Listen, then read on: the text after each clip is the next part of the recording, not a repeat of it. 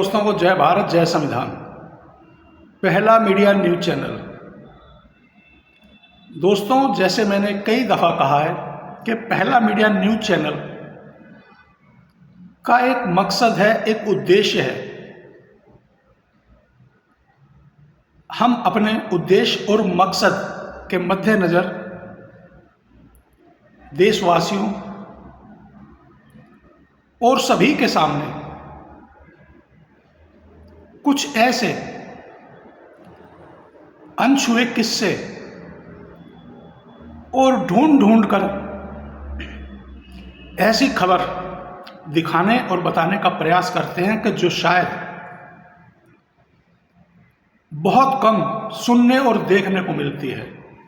जी हाँ, मैं एक ऐसा ही किस्सा आप लोगों के साथ लेकर आज हाजिर हुआ हूं कि जिसमें यूपीएससी की परीक्षा 2021 में होनी थी, मगर वहीं रिश्तेदारी होने के नाते और रिश्तेदारी निभाते हुए 2021 में होने वाली यूपीएससी की परीक्षा के पर्चे यानी कि क्वेश्चन पेपर 2020 में ही दे दिए गए। और क्योंकि वह पूर्व चेयरमैन के भतीजा और भतीजे की बहू को बिना इंटरव्यू लिए ही डिप्टी कलेक्टर बनाने का मामला आज आप लोगों के सामने रखने जा रहा हूं। मगर दोस्तों, हमेशा की तरह उससे पहले मैं आप लोगों से एक अपील करूंगा कि यदि आप लोगों ने मेरा पहला मीडिया न्यूज चैनल सब्सक्राइब नहीं किया है तो जल्दी से सब्सक्राइब करें, लाइक करें और दोस्तों कमेंट्स तो ज़रूर किया करें। और दोस्तों, हमारा चैनल नया है तो प्लीज़ सपोर्ट, सब्सक्राइब, लाइक और कमेंट ज़रूर किया करें। तो दोस्तों, पूर्व चेयरमैन का भतीजा नितेश और बहू निशा बिना इंटरव्यू दिए ही बना दिए गए डिप्टी कलेक्टर। लोक सेवा आयोग की गड़बड़ी में सीबीआई ने सोमवार को रिटायर आईएएस जीवन किशोर ध्रुव, उनके बेटे सुमित, परीक्षा नियंत्रक आरती वासनिक, टामन की बहू निशा, कौंसले दीपा आदिल के खिलाफ 2000 पन्नों की चार्जशीट पेश की है। सीबीआई की जांच में कई चौंकाने वाले खुलासे हुए हैं। पीएससी के तत्कालीन चेयरमैन और रिटायर्ड आईएएस टामन सिंह सोनवानी का भतीजा नितेश सोनवानी और बहू निशा कौंसले मुख्य इंटरव्यू में शामिल ही नहीं हुए थे। इसके बावजूद दोनों का चयन कर लिया गया। वजह यह है कि नितेश टामन का दत्तक पुत्र है। इंटरव्यू में खुद टामन बैठे थे। रिश्तेदारी का मामला उठने के बाद पति पत्नी इंटरव्यू देने पहुंचे ही नहीं, फिर भी चयन सूची में दोनों के नाम आ गए। खुलासा पीएससी के दस्तावेजों से हुआ। टामन के भाई की बहू दीपा आदिल का चयन आबकारी अधिकारी के तौर पर हुआ। दीपा के दस्तावेज में भी चौंकाने वाले तथ्य सामने हैं। दीपा ने पीएससी के फॉर्म में पति का नाम ही नहीं लिखा और कॉलम खाली छोड़ दिया, जबकि शादी हुई है या नहीं वाले कॉलम में हाँ लिखा है और शादी की तारीख 7 मई 2008 भी दर्ज है। दीपा टामन के बड़े भाई स्वर्गीय धीमान सिंह की बहू है। सीबीआई के अनुसार परीक्षा से पहले दीपा, निशा, साहिल और नितेश को टामन ने प्री और मेंस का पेपर उपलब्ध करा दिया था। चारों ने मिलकर तैयारी की और चयन पहले से ही तय था। टामन के भतीजे विनीत और श्वेता के चैट में इसका खुलासा हुआ। दोनों चयन को लेकर चर्चा कर रहे थे। चैट मिलने के बाद सीबीआई ने दोनों के बयान दर्ज किए हैं। देखा दोस्तों, है ना कितना कि जो पेपर, जो एग्जाम 2021 में होना है वह 2020 में ही दे दिया गया, क्योंकि भतीजा है भाई और भतीजे की बहू है भाई। अब और भी आगे इसकी जानकारी सुनते और देखते रहिएगा। स्ट्रांग रूम में ही नहीं रखा पर्चा। जी हाँ दोस्तों, जो स्ट्रांग रूम होता है वहाँ पर ही पर्चे नहीं रखे।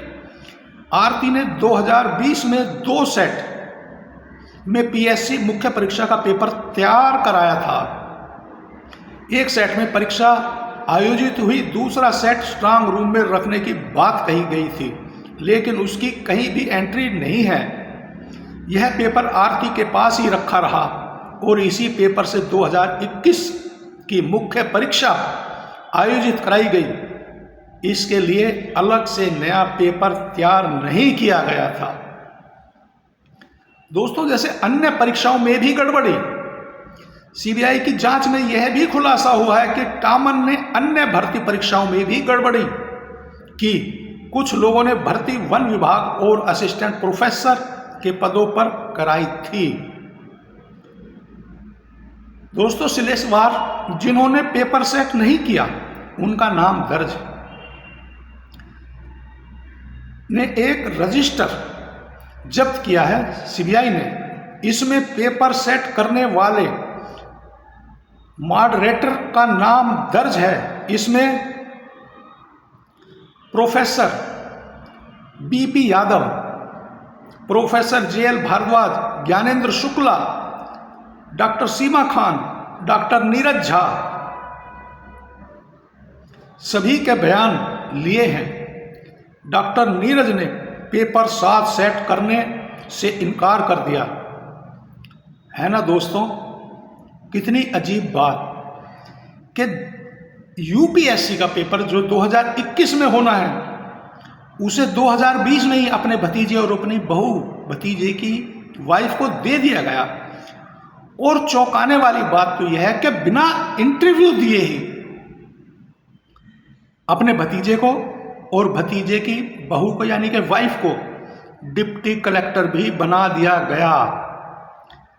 अब दोस्तों, सवाल यह उठता है कि हमारे देश में आरक्षण एक इतना ज्वलंत मुद्दा है कि आरक्षण पर रोज किसी न किसी राज्य में किसी न किसी समाज के द्वारा आरक्षण का विरोध किया जा रहा है। और वह आरक्षण भी कौन सा, जो SC ST और OBC को दिया गया है, उसके ऊपर रोज नई नई चर्चाएं, नए नए विषय और नए नए तरीके से SC ST और OBC को मिलने वाले आरक्षण के ऊपर हमला किया जाता है। और इस आरक्षण को भीख, नाजायज और अन्य समाज के बच्चों के साथ कुठाराघात भी कहा जाता है। और न जाने कितने ऐसे शब्द हैं जिनका इस्तेमाल SC ST और OBC द्वारा ले रहे समाज को लेकर कोसा जाता है। मगर अब सवाल यह उठता है कि वह आरक्षण जो एक संविधान के तहत, जो एक नियम के तहत, जो एक कानून के तहत, जो सभी की मौजूदगी में तैयार करके उसको पेश किया गया, उसको SC ST OBC को दिया गया, मगर अब यह कौन सा आरक्षण है कि पूर्व चेयरमैन का भतीजा और भतीजे की बहू यानी कि वाइफ, जो बिना इंटरव्यू दिए ही डिप्टी कलेक्टर बना दिए जाते हैं। और 2021 में होने वाली परीक्षा के पेपर उनको 2020 में ही दे दिए जाते हैं। अब सवाल यह उठता है कि क्या यह आरक्षण नहीं है? यह कौन सा आरक्षण है? यह तो आरक्षण में भी महा आरक्षण है। जो SC ST OBC का जो मिलने वाला आरक्षण है उसकी भी कठोर जांच, परीक्षा, जो भी लिमिट रखी जाती है परीक्षा की, उन सभी में पास होना चाहिए। और जो भी सभी फॉर्मेलिटीज होती हैं उन सभी को, यदि वह SC ST और OBC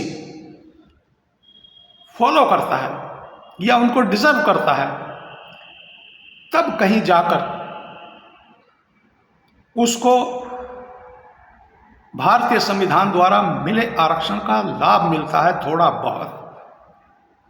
मगर यहां तो मैं इसको 100% क्या कहूं, यह तो हजारों लाखों प्रतिशत है कि बिना इंटरव्यू दिए ही डिप्टी कलेक्टर बना दिए जाते हैं और 2021 में होने वाली परीक्षा का पेपर 2020 में ही दे दिया जाता है। यह है मामला।